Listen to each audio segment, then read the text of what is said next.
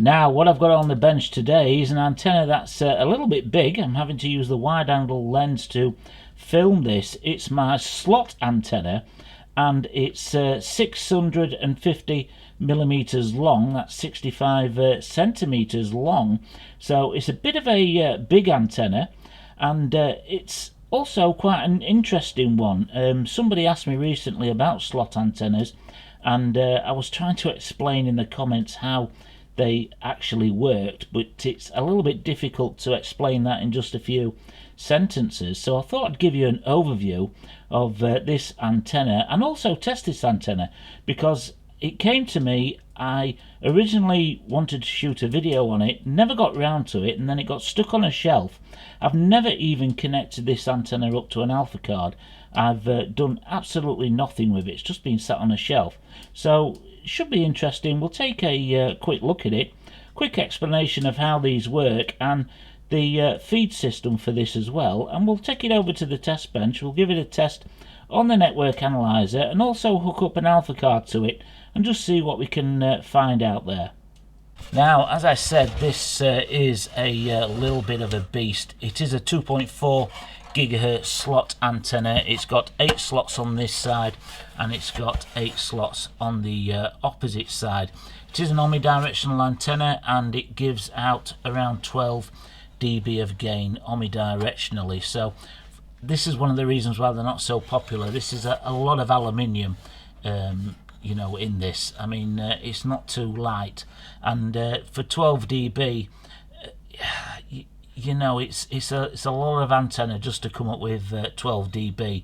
So they're not particularly popular for point-to-point Wi-Fi. I mean, you can do better if you're setting up a point-to-point with a dish and some other kind of element on that dish. There are other things out there that are a little bit more compact than this, but they're used more. I mean, that when these were first developed, they got a foothold in radar, and even to this day, if you see those radar spinning elements that you see at the airport, they often have an array of slots in there, operating around 10 gigahertz for quite close up radar, not long distance radar, but they often contain a slot element to their design. Now, this antenna came to me all the way from Australia. I was wanting to purchase one of these at the time because I was also making a couple of slot antennas on the channel. The guy who was selling this also operated a small franchise of shops in Australia, which closed down now. They are no more.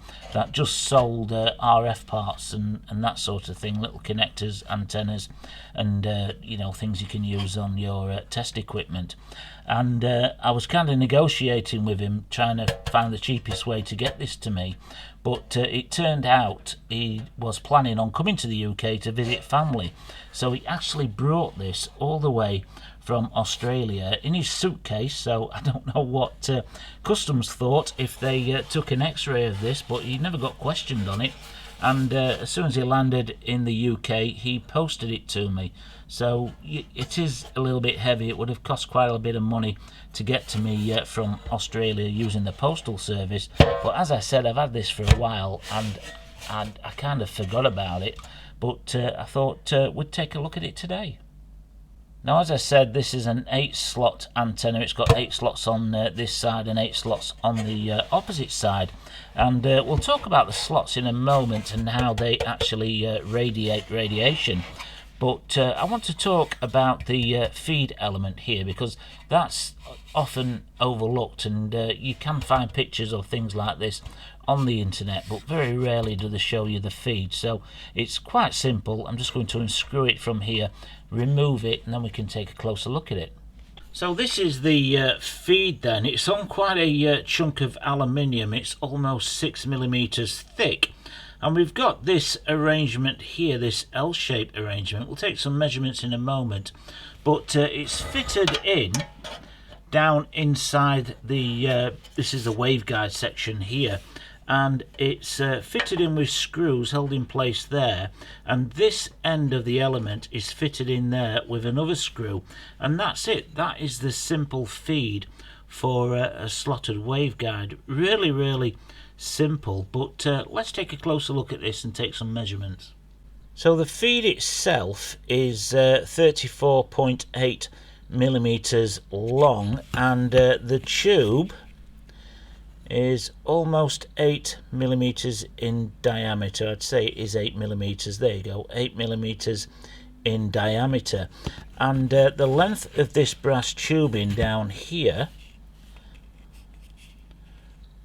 that is 12.5 millimeters. So it's 12.5 millimeters here, and then connected to this tube, which, interestingly enough, I would have thought it had been a quarter wavelength for 2.4 GHz, but it's slightly over 34.7 millimeters. But we'll take a look at that on the network analyzer. The ones that I built, I had this feed at exactly a quarter wavelength, 31.25 or 31.5 millimeters. I can't remember exactly now, but my feed, the diameter of the tubing wasn't quite as wide as that. But yeah, it's a really simple antenna, and as I say, it's a lot of aluminium, you know, for 12 dB of gain.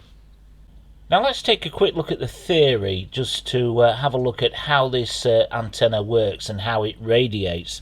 Now, you typically have a slot that's a half wavelength of the frequency you've built the antenna for, and on that slot you have a voltage that's generated. You've got 0 volts here at the beginning and 0 volts in the end, and you have a peak in the middle. So you have this curve like this, and along with that voltage you have a associated current, and the current starts over here and then it goes down and it reaches 0 in the middle, so it's opposite the voltage, and then the current builds up again.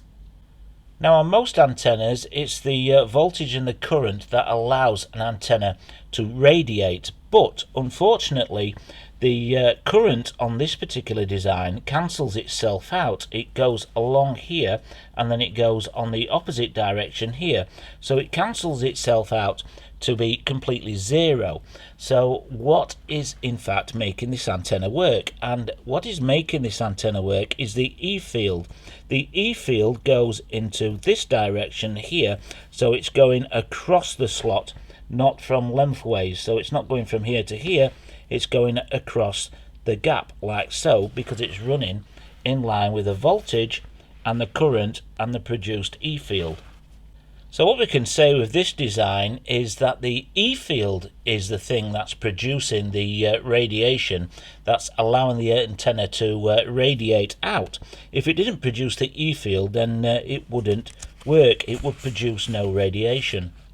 Now, something else we have to take into consideration with the slot antenna is how we feed it, because how we feed it can have a impact on the performance of the antenna, especially when it comes to impedance.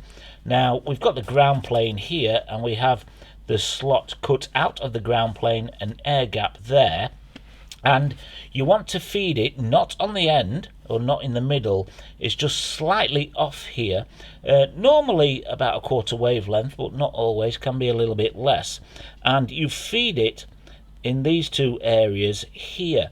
And again, you can see this in the real world with other antennas as well. The Vivaldi antenna is an example of the offset feed to match the impedance to what you want. There's also a ham radio antenna called the J-pole, and again the J-pole, the feed on that can be adjusted to bring the impedance down and get a good VSWR. So this is something else we have to take into consideration with this antenna. Without the offset feed, then it would perform poorly. So now that we know about the offset feed, if we take a look at the feed point again, we can see that it's connected slightly in from the edge. It's not connected with this brass piece here right at the end. It's in slightly from the end of this aluminium tubing, and that's there for impedance matching. As I said, if it was connected here, instead of here, then the impedance will be really poor with this antenna, wouldn't work that well.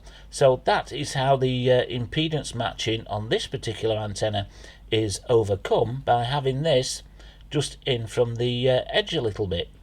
So now that we know this, we can go back and measure our tube again, which is 34.6, 34.5, and now we know that, we can measure the point at which it's fed along here, and we can see that it's fed at about 7 millimeters in from the edge, and that's really important.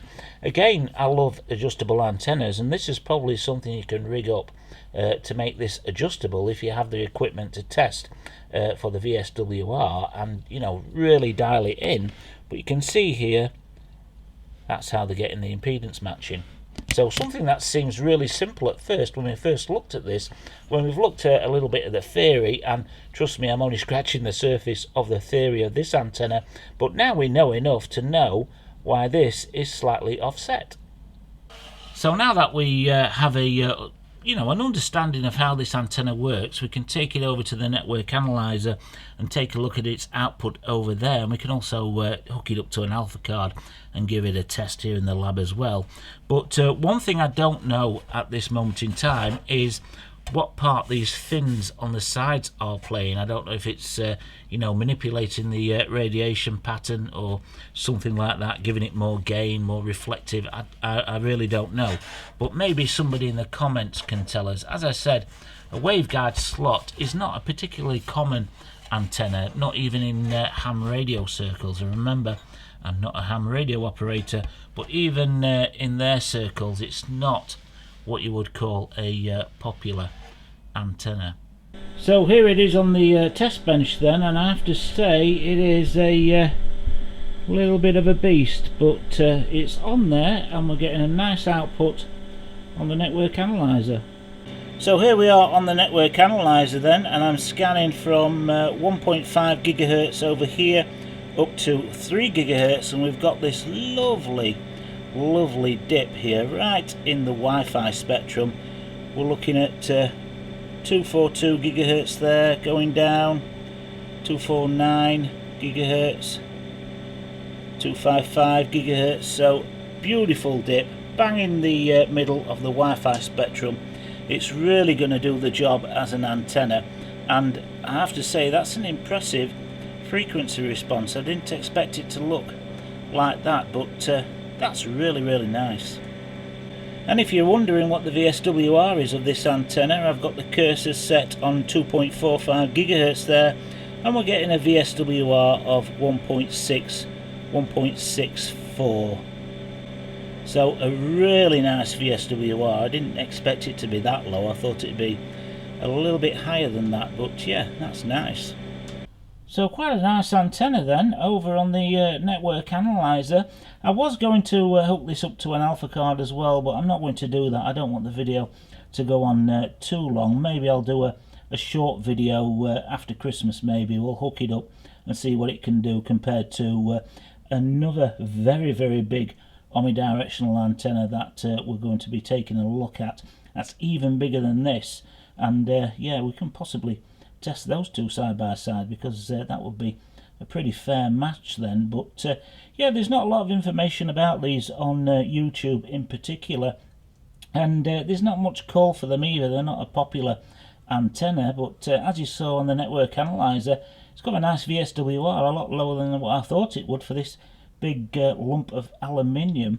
But it's omnidirectional, so if you wanted quite a long garden and you wanted to set up a access point, then this would definitely do the job for you.